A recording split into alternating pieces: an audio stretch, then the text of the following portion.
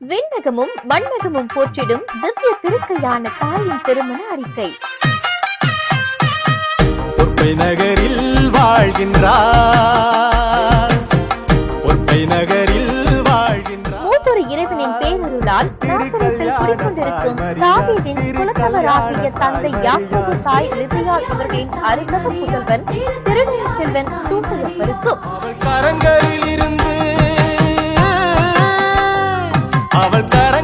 இருந்து ஆள்கின்றான் இறைவன்.